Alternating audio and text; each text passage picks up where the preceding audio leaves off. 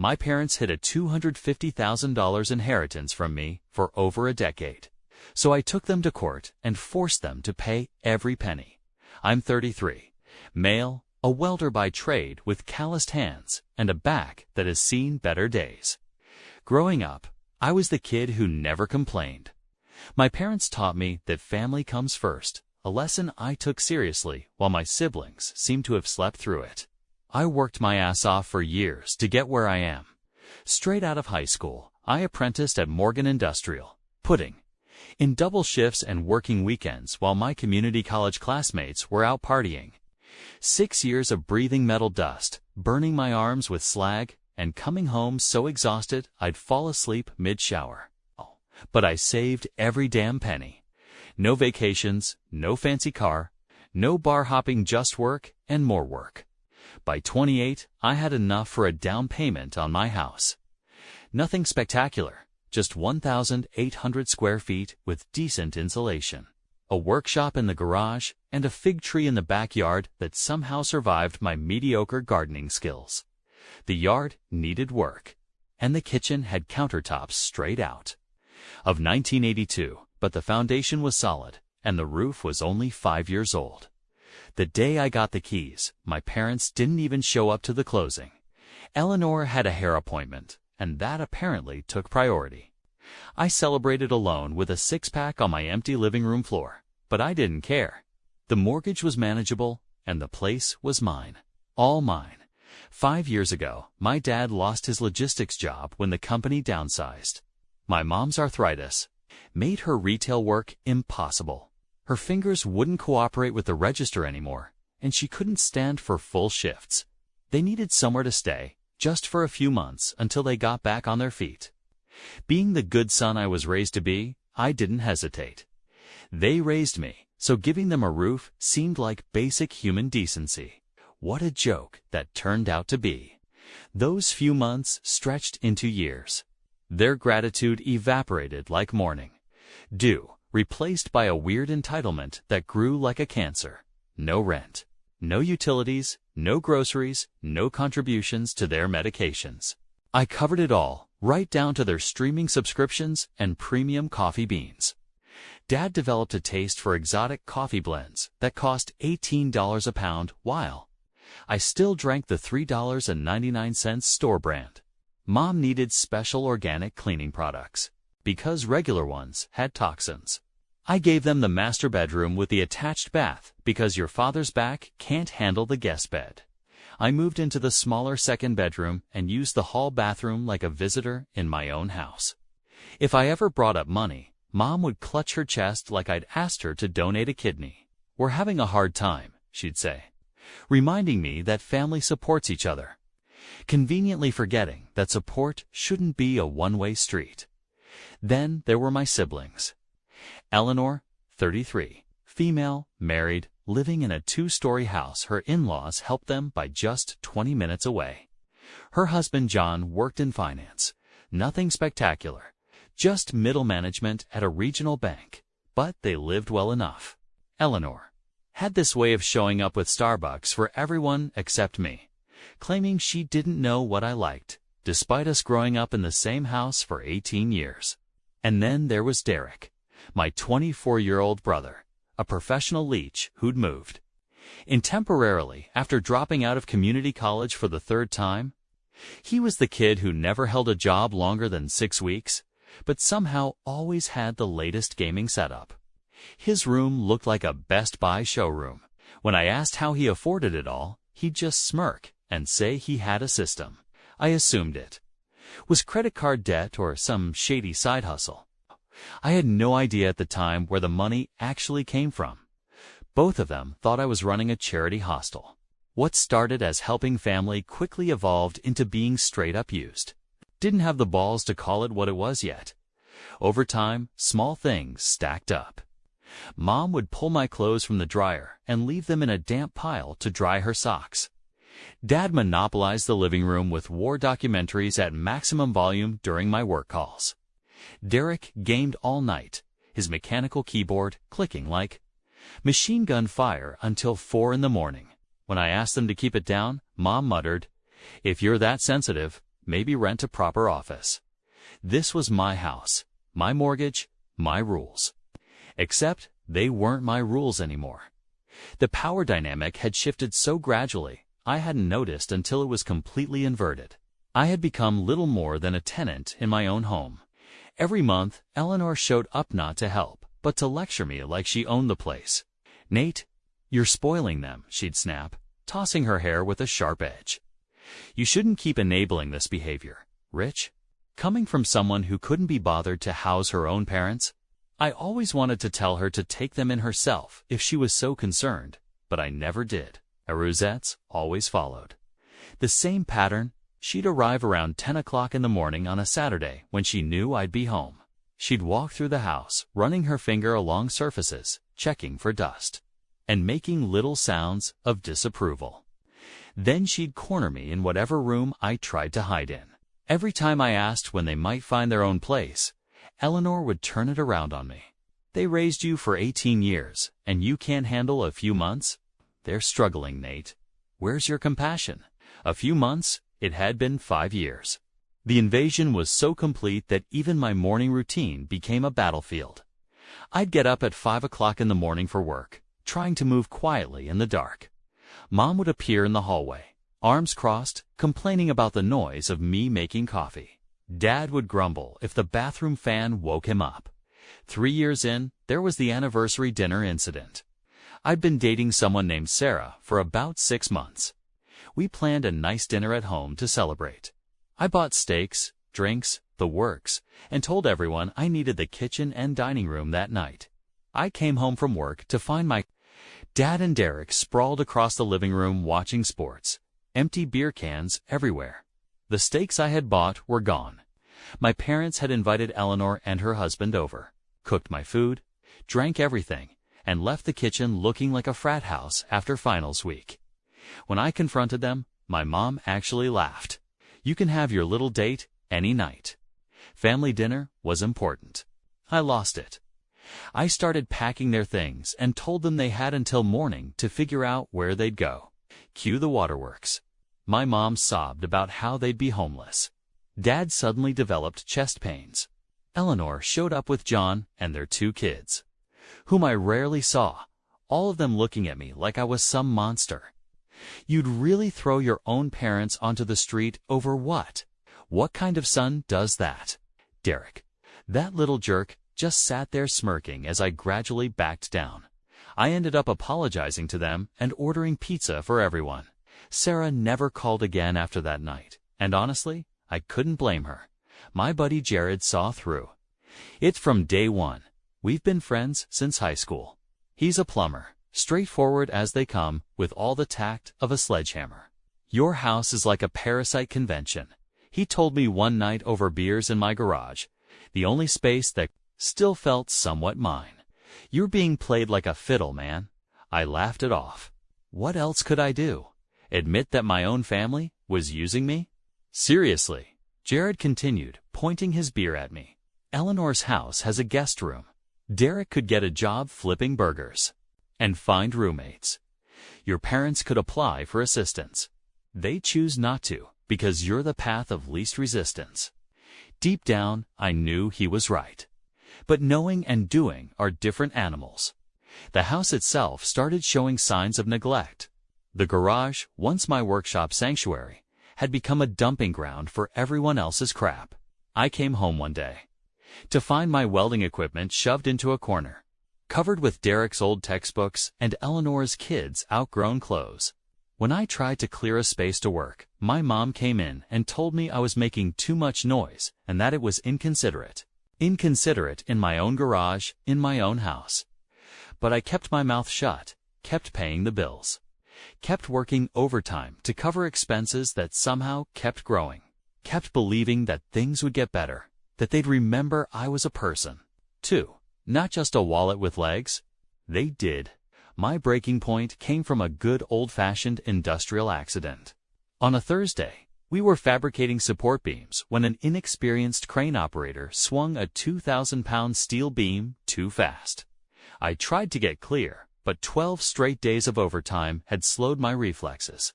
The beam caught my left side, crushing. Me against a column. 3 broken ribs, a fractured pelvis, internal bruising, and a partially collapsed lung.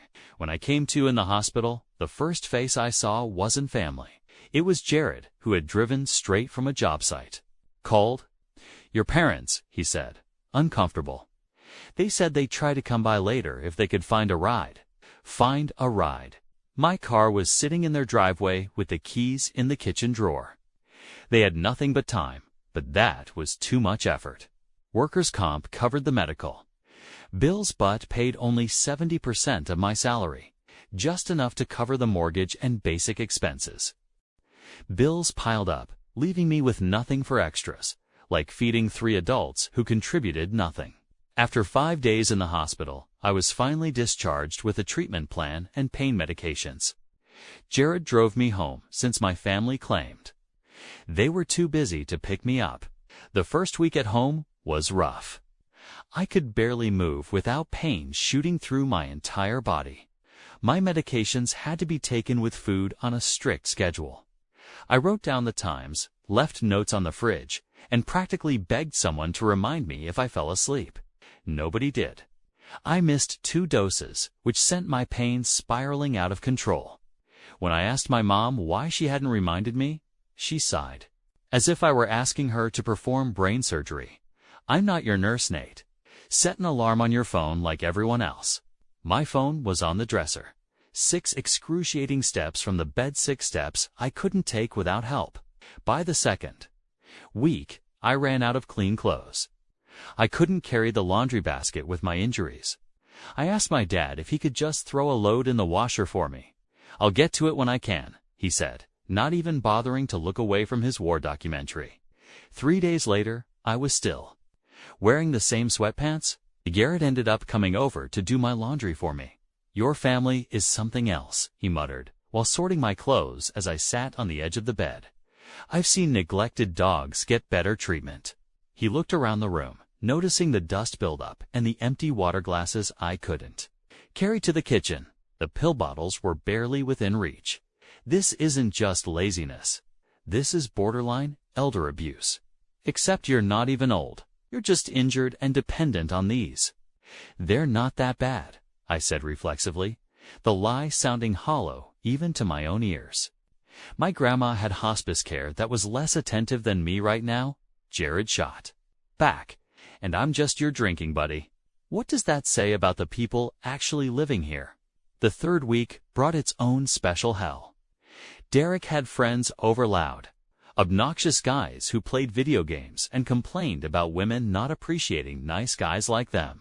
They took over the living room and kitchen, even starting to use my bathroom because it was closer. When I asked them to keep it down because the noise was making my head pound, one of them, some bearded guy I'd never met, had the nerve to tell me, "Chill, bro. It's not like you're dying or anything." Derek laughed. My brother laughed at a stranger disrespecting me in my own house. I came home from the hospital, barely able to move. The house was in its usual chaos. Mom yelled at the microwave after putting metal inside it again, the kitchen smelling like melted plastic. Dad slept on the couch with a half-eaten sandwich on his chest, the TV blasting so loud the windows rattled. Derek shouted into his gaming headset, his voice echoing through the entire house. I stood in the doorway, pain medication barely taking the edge off, and asked my mom if she could make me something to eat. Just a sandwich. Just this once. I physically couldn't reach the kitchen cabinets without excruciating pain. My mom looked up from her phone and said, "We're not your damn servants, Nate." Not with anger, but with a dismissive boredom, as if I'd asked her to scrub the toilet with her toothbrush. Dad said nothing as usual. Derek snickered, without looking away from his game. Eleanor, who happened to be there giving her standard lectures, didn't even look up from her phone and said, "Maybe try meal prepping next time, Nate. Planning ahead is basic adulting." I wish I could say I finally snapped or told them all to go to hell, but I didn't. I just stood there, holding onto the wall for support, and said, "All right." That was it. I dragged myself to my bedroom and closed the door. My phone buzzed. It was Jared checking in. He had been the one to drive me home from the hospital, arrange for the prescriptions to be delivered, and actually seemed to care. I texted back that I was fine that night. Something shifted in me. I lay in bed, staring at the ceiling I'd painted myself when I first moved in, and realized I wasn't just physically broken. I was broken in every way that mattered. I had given everything to people who saw me as nothing but a resource, a house, a wallet, a servant. I had become a stranger in the home I'd built and the life I'd created. And for what? For people who couldn't even make me a sandwich when I was injured. I decided then and there that they were gone. All of them. Ain't. No discussions, no second chances, no negotiations. They had taken enough from me. Over the next 3 weeks, I concentrated on healing and regaining my strength. By week 4, I felt ready, steady enough to finally put my plan into action. I could move without constant pain, waking up before anyone else that morning to make coffee, despite the occasional sharp twinge in my ribs. It struck me that I couldn't remember the last time I felt at peace in my own home. So, I made my move. First, I called an attorney, a local guy who specialized in landlord-tenant disputes. He explained that even without a formal lease, my family members were legally considered tenants. I needed to serve them with proper notice, and 30 days is standard. He said, given that there was no rental agreement and they hadn't paid anything, we were on solid ground. He offered to draft the eviction notice that day, but warned me that family evictions are messier than standard tenant issues. They'll use every emotional lever they have, he told me. Be prepared for that and document everything, every conversation, every reaction. If they damage anything, take photos immediately. Next, I called Jared. He came over right away and helped me move essential paperwork and valuables to a storage unit. He didn't say, "I told you so." He just nodded and asked what else I needed. You know they're going to lose their collective minds, right? He said carefully as he helped me into his truck. Laner is going to go nuclear. Your mom will probably try to claim elder abuse or something equally ridiculous. I know, I replied. I'm done caring. Jared grinned, the first real smile I'd seen in weeks. About time. Welcome back to the land of self-respect. He pulled into the storage facility. For what it's worth, I felt proud of myself. This won't be pretty, but it's necessary. We moved methodically through my list. Bank statements showing all my payments for their expenses. Family photos and heirlooms that actually mattered to me. I secured important documents, birth certificate, house deed, insurance policies, all safely locked away where temper tantrums couldn't reach them. I changed all my passwords, set up 2-factor authentication on every account, and called the mortgage company and my insurance agent to make sure no one but me could make changes. These were small fortifications against the storm I knew was coming. The eviction notices arrived by certified mail. The next day, one for my parents and one for Derek. I placed them on the kitchen table where they couldn't be missed, then retreated to my room and locked the door. The explosion came exactly as I expected. Mom wailed as if I had physically attacked her. Dad's heavy footsteps paced the hallway. Derek pounded on my bedroom door, threatening to mess me up once I came out. Eleanor arrived an hour later, practically kicking in the front door. You can't do this, she shouted through my bedroom door. This is emotional abuse, Nate. They have nowhere to go. Ah, texted back. They can go to your house. You have plenty of space. That's different, she responded immediately. We have our routines. John wouldn't stand for it. Of course John wouldn't, I replied. Neither would I if I had been given a choice. I stayed in my room that night with the door locked. Jared brought me food and checked my bandages while my family raged outside like a storm. I could hear them, plotting, trying to figure out how to make me back down. I had expected guilt and anger, but what I hadn't anticipated was sabotage. The next morning, I found the kitchen flooded. Someone had stuffed paper towels down the sink and left the water running. The living room furniture had been rearranged to block pathways. making it difficult for anyone to navigate, nearly impossible for someone with a fractured pelvis and broken ribs. Derek smirked when he saw me struggling. Oops, guess we're all clumsy these days. I said nothing. I just took photos of everything, documentation for what was coming. For 2 weeks, it escalated. They cranked the heat to 85 during the day and then turned the AC to 60 at night. They accidentally unplugged the internet during my telehealth appointments and left food to rot in my bedroom when I was out with Jared. Eleanor came over daily, alternating between fake concern and open hostility. This is what happens when you act rashly, she'd say. If you'd just talked to us first, we could have worked something out. Talked as if I hadn't been trying to discuss boundaries for 5 years. I stuck to a simple strategy: document everything and say nothing. I installed security cameras in the common areas, perfectly legal in my own home. As my attorney confirmed, Dan set up motion-triggered recording on my phone for when I had to leave my room. Then came the breaking point. I was resting after a particularly painful physical therapy session when I heard glass shattering. I dragged myself to the hallway to find Derek swinging a hammer at the living room wall. "Oops," he said, eyes wild with a sick kind of triumph. "Guess we're damaging your precious house now." That was it. I called the police and then Jared. The responding officers were professional but visibly irritated at being called for a family dispute till they noticed my medical condition. Meanwhile, chaos was mounting around me, damaged belongings scattered everywhere, and eviction notices pinned up like grim reminders of what was to come. "This changes everything," one officer said quietly. "Destruction of property, harassment of an injured person, violating a legal eviction notice." They gave my family a choice: leave immediately and peacefully, or face charges. My parents chose option 1. Derek decided to escalate the situation, screaming about how I was nothing without them and how they made me. He left in handcuffs, charged with destruction of property and threatening behavior. My parents walked away with their suitcases, and Eleanor trailed behind them like a funeral director. "You'll regret this," she called back. "When you're old and alone, remember this moment." The door closed behind them, and the silence was deafening.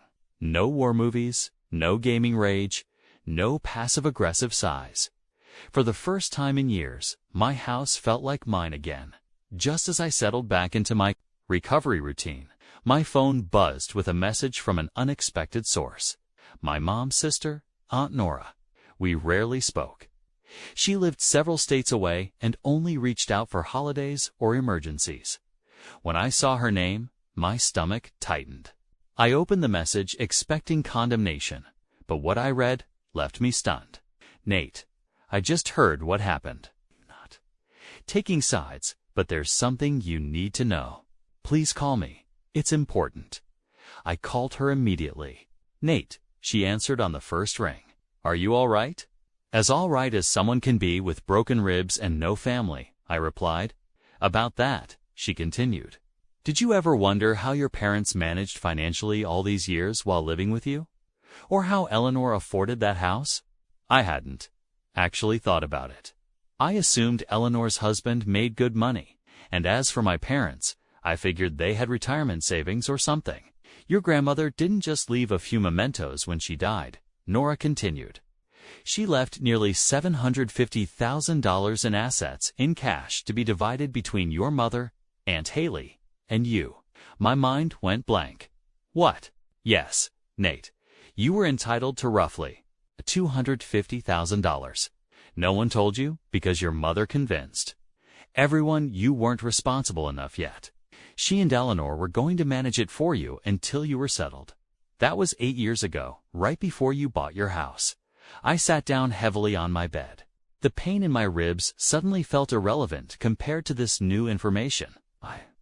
"You saying they kept my inheritance from me for 13 years? It's exactly what I'm saying. And it gets worse. They didn't just keep it from you. They spent it. They paid off Eleanor's house loan, funded Derek's failed college attempts, and covered your parents' debts and early retirement. That's why they never worked after moving in with you. They didn't need to. Everything suddenly made sense. The weird comments about me being unreliable with money, Eleanor mocking me as if I needed financial supervision, and my parents' complete lack of concern about finding work. "Why didn't you say something sooner?" I asked, trying to keep my voice steady, because I didn't have the full picture until recently. Nora said, "Haley finally admitted everything after your mom started twisting what happened with the eviction. And honestly, I was scared of starting a family war. I thought maybe they were helping you financially in other ways." I laughed bitterly. They weren't helping me. I was supporting them while they spent my money. After a long silence, Nora spoke. "Again, I have a copy of the will and a sworn statement from Haley about what really happened. If you want to pursue this legally, we'll back you up."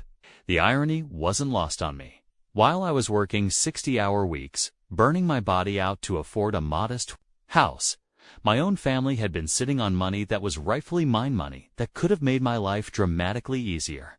My phone pinged with a new email from Eleanor. The subject line was in all caps. "You have nitrogen monoxide idea what you've done." The message was brief but revealing. "You act like you've been wronged. The truth is, you're selfish. You've always been that way. Mom and Dad needed that money way more than you did. They gave you life. They were entitled to all of it. All you ever did was complain about them living under your roof. You think kicking them out makes you noble? It makes you pathetic. And if you plan to pursue that nonsense Nora told you about money, remember this: we aren't the only ones with something to lose." I forwarded the email to my lawyer with 4 simple words: "We have more work." That night, I couldn't sleep, not from the manageable physical pain, but from the weight of betrayal. I'd been wrong. This wasn't just about family members taking advantage of my generosity. This was theft, and I was determined to reclaim what they had taken from me the next morning. I called the lawyer Nora recommended, Thomas, who specialized in estate fraud and family financial disputes. We met at his office downtown, and I brought everything, copies of the will Nora had provided. They mailed me my bank records, showing years of payments for their expenses, along with all the messages where they hinted I wasn't responsible enough to handle my own money. Thomas raised an eyebrow as he read through the evidence. "They were fairly blatant about this, weren't they?" "They didn't think I'd fight back," I replied. He nodded. "That gives us leverage." It turned out my mom and Eleanor hadn't just convinced Aunt Haley to let them manage my share. They had created a forged documental letter supposedly from me during my final year of college, stating that I had voluntarily given up my portion of the estate. The signature looked like someone had traced my handwriting from an old birthday card. The language was stiff and formal, using terms I would never use. The date was during a time when I was working a summer job at a fabrication plant to states away. I wasn't even in town when the supposed letter was written. "Do you want to press charges?" Thomas asked quietly. "Forgery, theft, financial deception. These are serious crimes." It was a question I never imagined having to answer about my own family. I thought about the birthdays I spent alone while they vacationed in Cancun. I remembered missing a medical appointment because they borrowed my car without asking and returned it empty. There was Derek's constant disrespect, Eleanor's condescension, and my mom refusing to make me food when I physically couldn't move after a serious injury. I looked Thomas straight in the eye.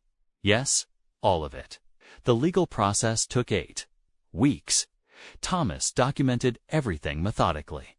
Haley provided a sworn statement that the money was meant to be split evenly in thirds, and that she had been misled about my intentions. Nora shared old family group messages where my mom and Eleanor discussed handling Nate's portion together. I submitted bank statements showing my support for them, medical reports detailing my injuries, and Eleanor's threatening emails. When Eleanor received the court summons, she cycled through every manipulation tactic in the book, begging, "This will destroy the family, Nate. You're tearing us apart. Grandma would hate this." And finally, silence. My parents tried guilt first, then denial. "We were going to tell you," my mom claimed over the phone. "We were waiting for the right time." After 13 years and 5 years of living, rent-free in my house, the case broke wide open during a deposition when my mom, nervous and defensive, made a critical mistake. When asked about the letter I supposedly wrote, she admitted she had adjusted it slightly to make it sound more official. Thomas pounced on that slip. So, to clarify, Nate didn't write this letter himself. She tried to backpedal. Well, he said something like that once. I just formalized it. So you wrote the letter? Thomas pressed. I improved it, she stammered. That was all he needed. Everything unraveled after that. Bank records showed transfers labeled Nate's portion that went directly to pay off Eleanor's mortgage and fund. Family vacations. Tax filings revealed early retirement accounts my parents had established using my inheritance. Credit card statements showed Derek's gaming equipment and Eleanor's car being purchased with my money. The court process dragged on longer than expected. I had to take more time off work for depositions and hearings, burning through sick leave I'd accumulated over the years. My ribs healed faster than the legal process moved. I returned to work after medical clearance, but with restrictions. The company put me on light duty, monitoring quality control from a desk in the corner of the shop floor. The pay was the same, but watching others do what I used to do stung more than I cared to admit. Meanwhile, the legal case continued. Eleanor tried claiming the money given to her was a gift from my parents, not my inheritance. My parents insisted. They would pay me back eventually. Derek, when deposed, simply shrugged and said he had no idea where his gaming equipment came from. Mom and Dad bought it, was his only answer to everything. The judge was unimpressed by their excuses. The verdict came within a month. My mother, father, and Eleanor were ordered to repay my full share with interest, nearly $300,000. They were also sanctioned for forgery and forced to write formal apologies for the court record. When the ruling came down, I didn't feel the triumph I had expected. I felt just emptiness, like I'd won a battle in a war that should never have been fought in the first place. 2 weeks after the ruling, they showed up at my house unannounced. All 3 of them. I was still recovering, but able to move around with a cane by then. I opened the door, but stayed behind the security chain. Eleanor's face was flushed with that self-righteous anger I knew too well. Dad looked deflated, his eyes on the ground. Mom was crying, but they were the kind of tears that appear on command when needed. You've destroyed this family, Eleanor started, her voice shaking. I hope you're happy now. What do you want? I asked flatly.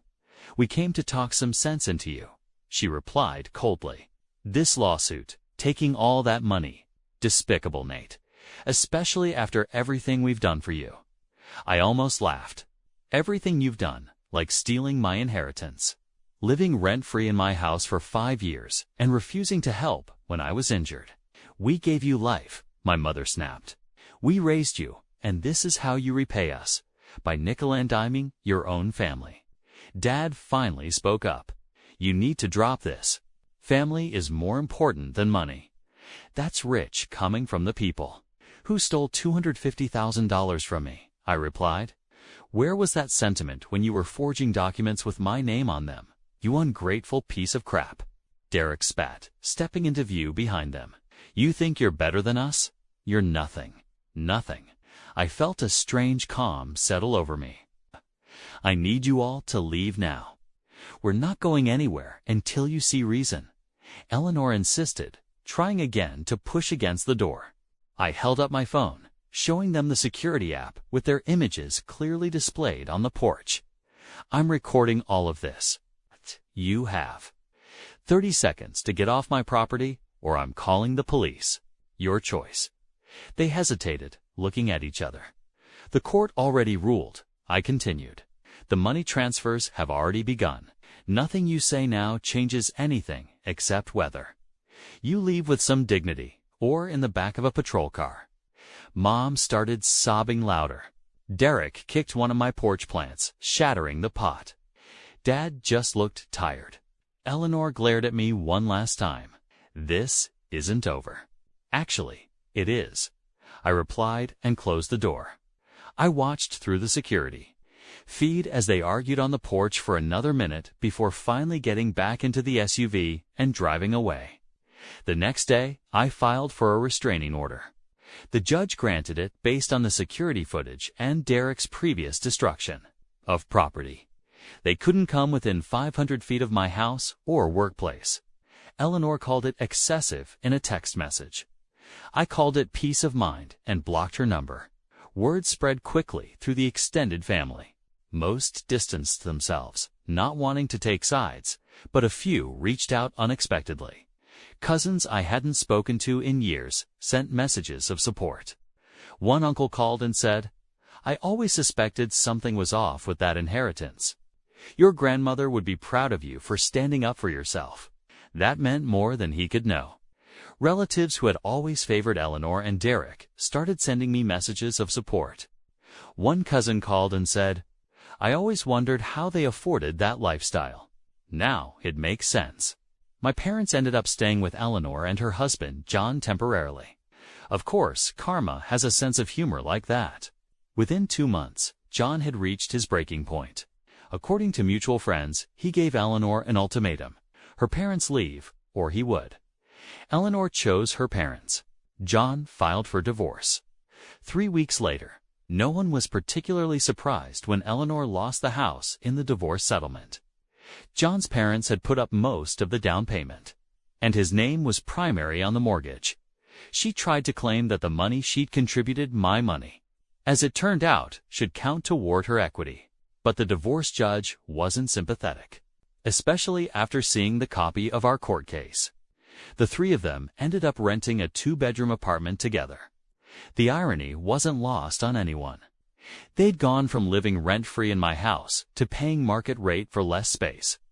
Derek had to get a job at a local warehouse loading trucks. My dad started driving for a rideshare company. My mom found part-time work as a receptionist. All things they could have done years ago, but chose not to because I was the easier option. Meanwhile, I was healing both physically and mentally. The house felt peaceful again. The fig tree was thriving. I converted Derek's old room into a home gym for my physical therapy. I installed smart home features that let me control everything from my phone when movement was difficult. Jared came over regularly, bringing food or just sitting in companionable silence while we watched games. "You know what I like about your place now?" he asked once. "It actually feels like yours." He was right. For the first time in years, I wasn't living in a space occupied by people who saw me as nothing but a resource to exploit. Work improved too. My restrictions were gradually lifted, and I moved back to regular welding duties. The company had installed new safety protocols after my accident, including better training for crane operators. My supervisor offered me a position training new guys with a modest pay bump. I took it without hesitation. 6 months after the court ruling, an email arrived from my parents' new account. The subject line was simple: "We're sorry." The message was brief: "Nate, we know we treated you terribly. We took advantage of your kindness and betrayed your trust. We're truly sorry. For everything we did, we hope that someday things can be fixed between us. We miss you, Mom and Dad." I clicked delete without responding. Some bridges, once burned, should stay that way. The money eventually came, transferred directly to my account per the court order. I used part of it to complete the house renovations I had been putting off for years.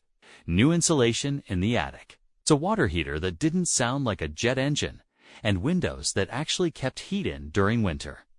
The rest went into investments, index funds, retirement accounts, and even a small rental property a few towns over. These were things that would build wealth slowly but steadily.